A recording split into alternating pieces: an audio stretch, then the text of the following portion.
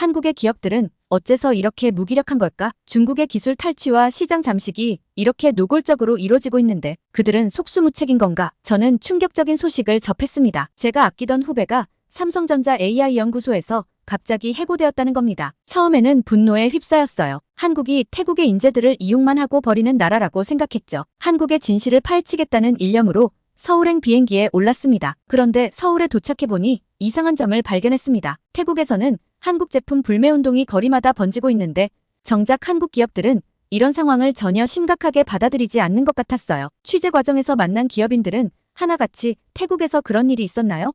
라고 되묻기만 했답니다. 처음에는 이런 반응이 무척 화가 났어요. 우리나라의 분노는 이렇게나 큰데 어떻게 이렇게 무신경할 수 있지 하는 생각이 들었습니다. 하지만 취재를 하면 할수록 뭔가 이상했습니다. 한국 기업들의 태도 뒤에 뭔가 더 큰 비밀이 숨겨져 있다는 느낌이 들었답니다. 분노를 안고 시작했지만 결국 충격적인 진실을 마주하게 된 여정. 지금 바로 시작합니다. 구독과 좋아요 꾹 눌러주세요. 안녕하세요. 저는 태국의 방콕 비즈니스 데일리 조사 전문 기자 아리사 수완나폼입니다.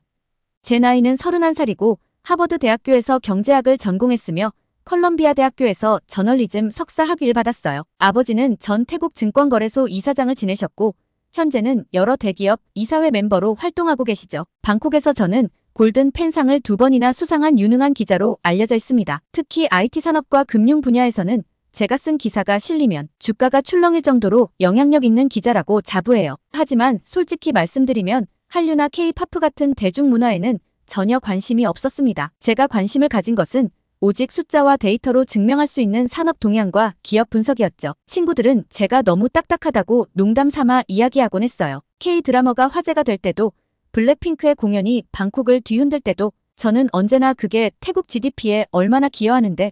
라고 물었죠. 문화는 문화일 뿐 산업 경쟁력과는 무관하다고 생각했답니다. 하지만 2023년 10월 제 인생을 완전히 바꿔놓을 사건이 일어났습니다. 삼성전자 태국 AI 연구소에서 근무하던 태국인 연구원들이 갑작스럽게 계약 해지를 당했다는 소식이었어요. 처음에는 평범한 기업 구조조정 정도로 생각했습니다. 글로벌 경기 침체로 인한 자연스러운 인력 감축이려니 했죠. 하지만 계약이 해지된 연구원들의 면면을 살펴보니 이상한 점이 너무 많았어요. 모두 실력을 인정받던 엘리트들이었고 프로젝트도 순조롭게 진행 중이었다고 하더군요. 더 이상한 것은 이 시기에 태국 전역에 퍼지면서 갑자기 반한 감정이 고조되기 시작했다는 점입니다. SNS에서는 해시태그 노무월 코리아 해시태그가 트렌드가 되었고 한국 제품 불매운동이 전국적으로 확산되었죠. 쇼핑몰에서는 한국 제품 진열대가 치워지기 시작했고 한국 식당들은 불매운동의 타겟이 되었습니다. 한국이 태국의 인재들을 무시했다. 우리는 더 이상 한국의 하청 민족이 아니다라는 댓글들이 넘쳐났어요. 이상했습니다. 단순한 계약 해지가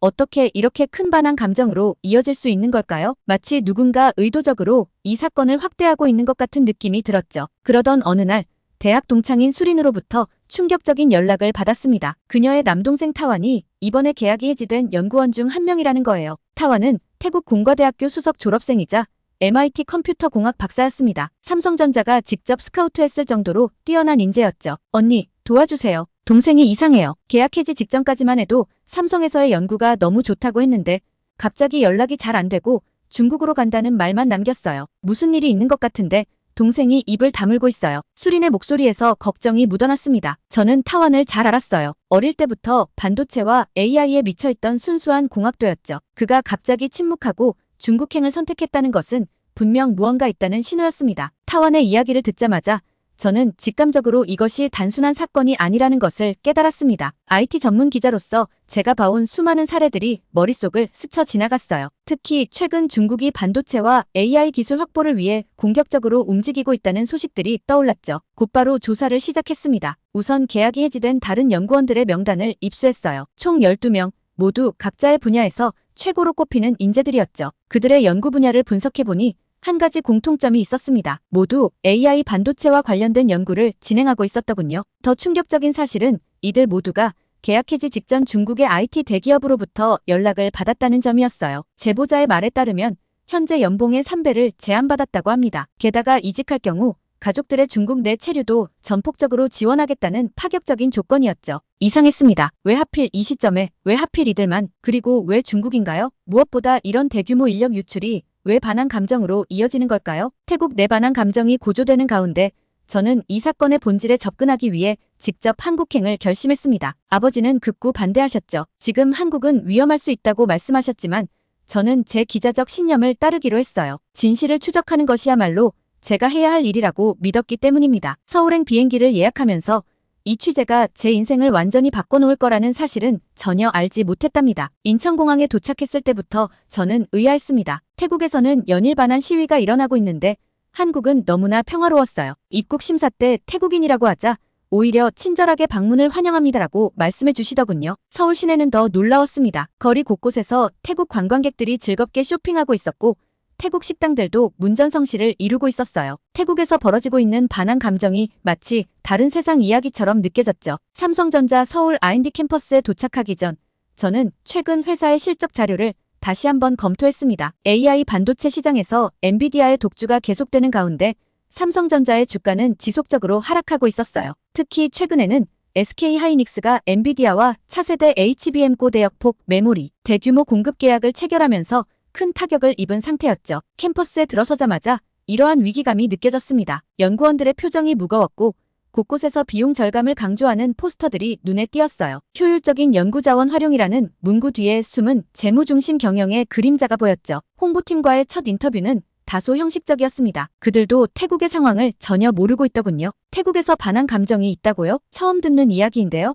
라며 오히려 저에게 되묻더라고요. 하지만 20년 경력의 한 중견 연구원은 불편한 진실을 털어놓았습니다. 회사가 너무 안일해졌어요. 기술 혁신보다는 단기 실적에만 집중하는 것 같아요. 젊은 연구원들의 과감한 시도는 무시되고 당장의 수익성만 따지죠. SK하이닉스의 HBM 계약을 뺏긴 것도 다 이런 이유 때문이에요. 그러던 중 보안팀장과의 비공식 인터뷰에서 더 충격적인 사실이 드러났습니다. 계약이 해지된 연구원들 중 일부가 회사의 기밀 데이터에 무단으로 접근하려 했다는 거예요. 아리사 씨, 이건 비공식적인 자리니까 말씀드리는 겁니다. 우리가 발견한 건 조직적인 데이터 유출 시도였어요. 연구원들의 계정으로 심야 시간대에 비정상적인 접속이 감지되었고 주요 AI 알고리즘 관련 데이터베이스에 대한 접근이 있었습니다. 보안팀장의 말에 따르면 이러한 시도는 약 3개월 전부터 시작되었다고 해요. 내부 조사 결과 유출 시도가 있었던 데이터들은 모두 차세대 AI 반도체 설계와 관련된 것이었답니다. 지금 우리 회사가 어려운 건 사실입니다. 하지만 그렇다고 해도 이건 용납할 수 없는 일이었죠. 특히 타겟이 된 기술들은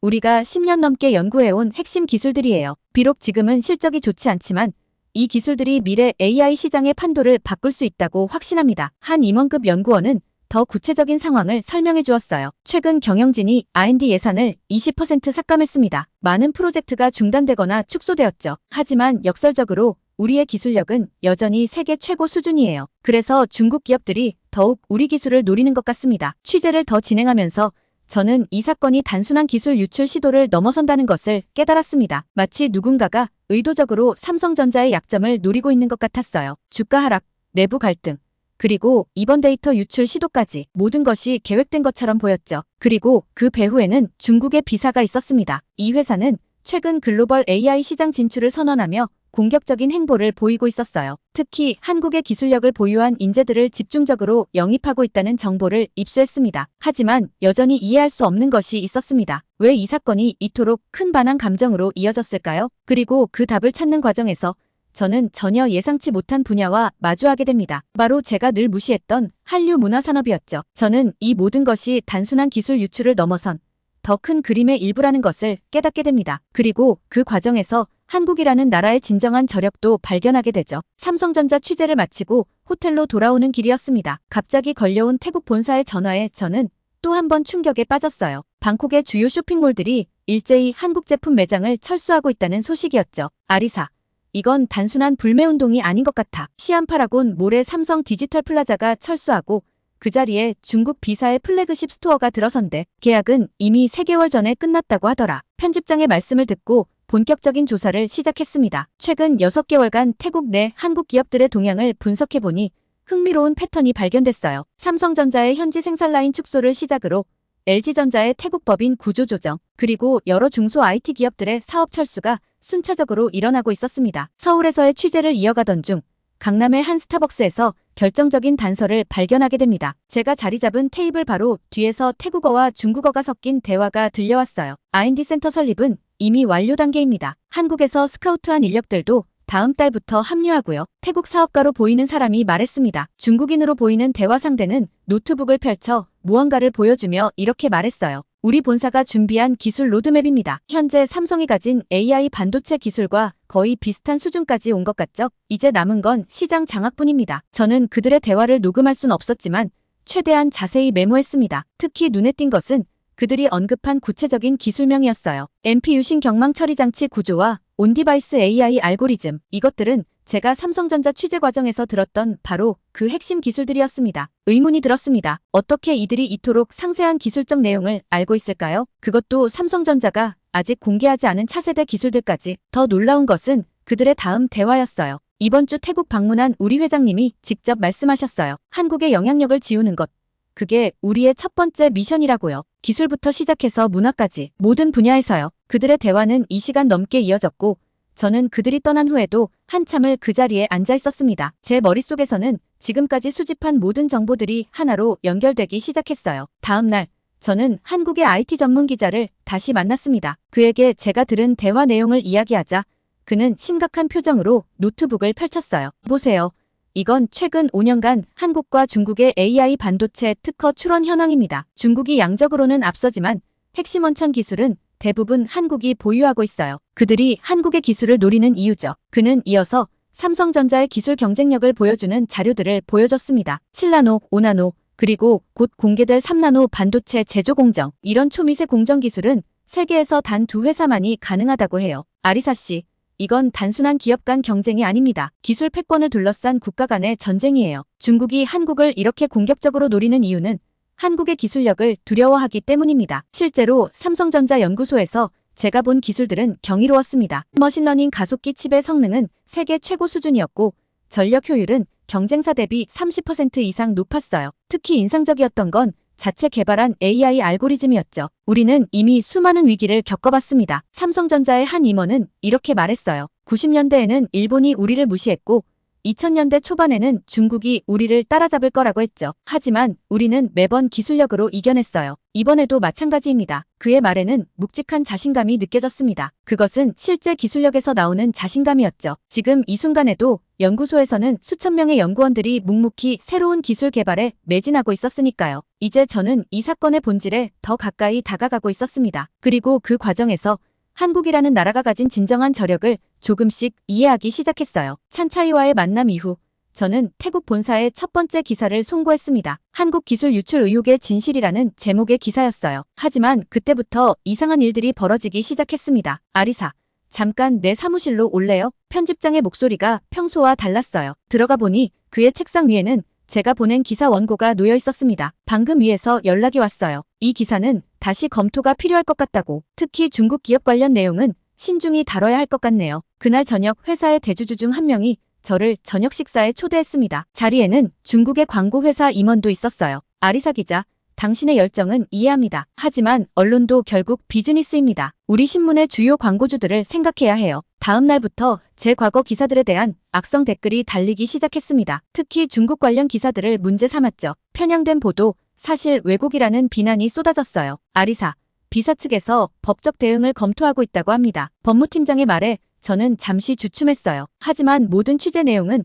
철저한 증거에 기반한 것이었습니다. 게다가 찬차이를 비롯한 여러 증언자들이 있었죠. 압박은 계속됐습니다. SNS에서는 저를 매국노라고 부르기 시작했고 제가 쓴 다른 기사들까지 문제 삼기 시작했어요. 아리사, 이번엔 좀 물러서는 게 어떨까요? 당신 아버님이 이사로 계신 회사들에도 압박이 들어가고 있어요. 선배 기자의 걱정 어린 조언이었습니다. 하지만 이미 저는 결심을 한 뒤였어요. 이것은 단순한 기사가 아닌 진실을 향한 싸움이었으니까요. 힘이 되어준 건 의외로 주변의 작은 지지였습니다. 신입 기자들이 몰래 자료를 찾아다 주었고 평소 친분이 있던 타 신문사 기자들도 비공식적으로 정보를 공유해 주었어요. 특히 우리 신문사의 원로 편집위원님의 한마디가 큰 힘이 되었습니다. 아리사, 나도 30년 전 군부 정권 시절에 비슷한 경험을 했어. 진실을 보도했다가 온갖 압박을 받았지. 하지만 결국 역사는 진실의 편이었어. 내가 믿는 길을 가거라. 저는 증거들을 하나하나 더 촘촘히 보강해 나갔습니다. 찬차이의 증언을 뒷받침할 추가 자료들을 모았고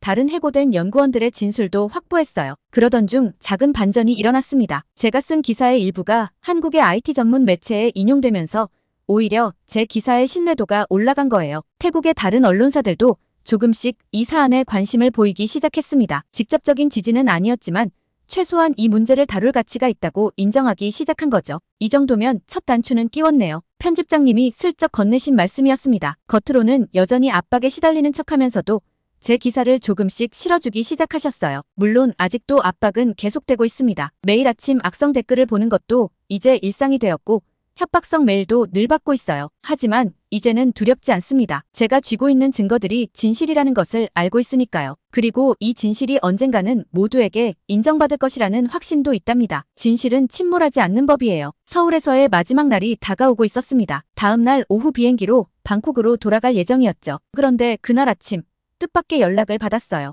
아리사 기자님, 저는 삼성전자에서 해고된 연구원 중 한 명입니다. 할 말이 있어요. 메일의 발신자는 찬차이였습니다. 삼성전자 AI 연구소에서 근무했던 태국인 연구원이죠. 그는 강남의 한적한 카페에서 만나자고 했어요. 기자님, 제가 이렇게 연락드린 건 더 이상 침묵할 수 없어서예요. 찬차이의 손은 떨리고 있었습니다. 그는 노트북을 꺼내더니 몇 개의 이메일을 보여주었어요. 중국 비사에서 온 채용 제안서였습니다. 처음에는 정상적인 헤드헌팅인 줄 알았어요. 연봉을 3배 올려준다고 했죠. 하지만 그들이 진짜 원하는 건 제가 가진 기술 정보였어요. 그의 증언은 충격적이었습니다. 비사는 단순히 인재 영입이 아닌 삼성전자의 핵심 기술을 노리고 있었던 거예요. 특히 AI 반도체 설계 기술과 관련된 정보를 요구했다고 해요. 가장 놀라웠던 건 그들이 이미 우리가 어떤 프로젝트를 진행하고 있는지 상세히 알고 있더라고요. 심지어 제가 작성한 내부 보고서의 내용까지. 찬차이는 자신뿐만 아니라 다른 동남아 출신 연구원들도 비슷한 접촉을 받았다고 했습니다. 베트남, 인도네시아, 말레이시아, 마치 동남아 전체를 겨냥한 것 같았어요. 아마 우리가 약한 고리라고 생각했나 봐요. 서구권 연구원들보다는 동남아 출신들이 더 쉽게 넘어올 거라고요. 하지만 그들의 계획은 삼성전자의 보안 시스템 앞에서 막혔답니다. 찬차이는 자신도 모르게 감시 대상이 되어 있었다는 사실을 뒤늦게 알았다고 해요. 모든 데이터 접근이 실시간으로 모니터링되고 있었어요. 제가 평소와 다른 패턴으로 데이터에 접근하려고 할 때마다 시스템이 즉각 감지했죠. 삼성전자의 보안 시스템은 그가 상상했던 것보다 훨씬 정교했습니다. 단순한 감시가 아닌 AI 기반의 행동 패턴 분석까지 이루어지고 있었던 거예요. 한 번은 제가 평소보다 늦게까지 회사에 남아 있었는데 보안팀에서 바로 연락이 왔어요. 왜 이 시간에 이런 데이터에 접근하려 하냐고. 그때 깨달았죠. 내가 하는 모든 행동이 실시간으로 분석되고 있다는 걸요. 찬차이의 이야기를 들으며 저는 태국의 현실과 비교하지 않을 수 없었습니다. 태국의 주요 기업들은 아직도 기본적인 보안 시스템조차 제대로 갖추지 못한 곳이 많았어요. 태국에 있는 우리 회사만 해도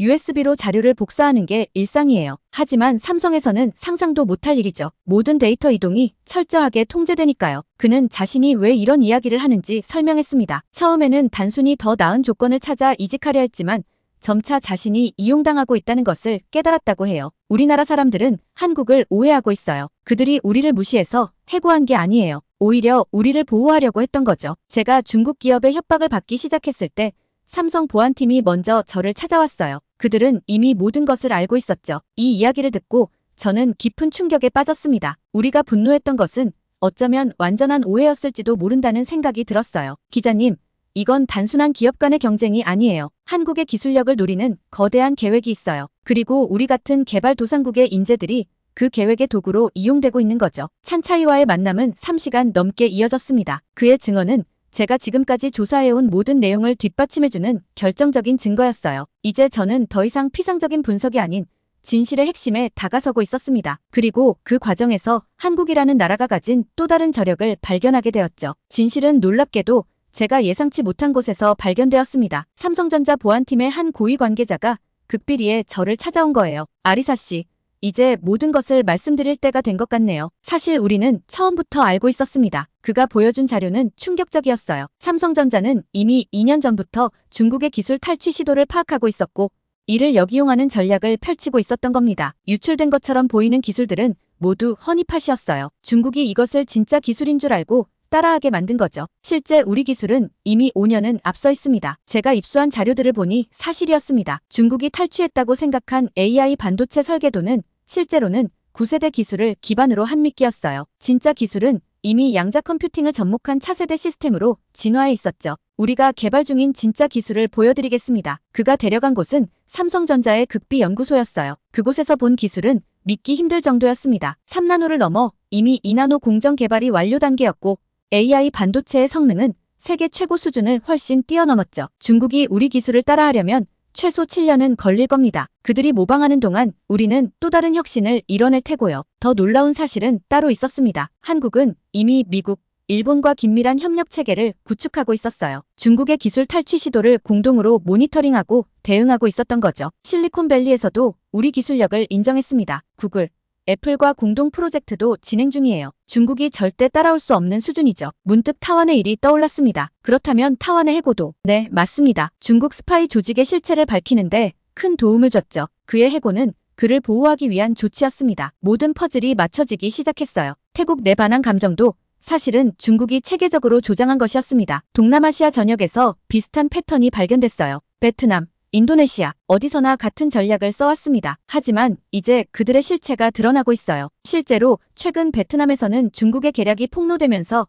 오히려 한국 기업에 대한 신뢰가 더욱 높아졌다고 해요. 인도네시아에서도 비슷한 일이 벌어지고 있었죠. 아리사 씨, 우리는 단순히 기술만 가진 게 아닙니다. 정직과 신뢰도 우리의 자산이에요. 이번 일을 통해 그게 증명된 거죠. 그의 말이 가슴에 와닿았습니다. 한국은 첨단 기술과 함께 정직이라는 가치를 지켜왔고 이것이 진정한 경쟁력이 된 거예요. 귀국 후 저는 이 모든 내용을 상세한 기사로 작성했습니다. 처음에는 믿지 않던 사람들도 제가 제시한 명확한 증거들 앞에서는 고개를 끄덕일 수밖에 없었어요. 태국 내 여론도 급격히 변화하기 시작했습니다. 한국에 대한 오해가 풀리자 오히려 한국 기업의 정직성과 기술력을 인정하는 목소리가 커졌어요. 우리가 속았던 거네요. 한국은 우리의 경쟁자가 아닌 함께 성장해야 할 파트너였어요. 이제 저는 깨닫습니다. 한국의 진정한 힘은 단순한 기술력이 아닌 그것을 올바르게 사용하는 철학에 있다는 것을요. 그들은 기술 패권을 위해 다른 나라를 속이거나 이용하지 않았습니다. 대신 정직하게 기술을 개발하고 협력의 손길을 내밀었죠. 이것이야말로 제가 발견한 가장 큰 진실이었습니다. 한국은 이미 세계가 인정하는 기술 강국을 넘어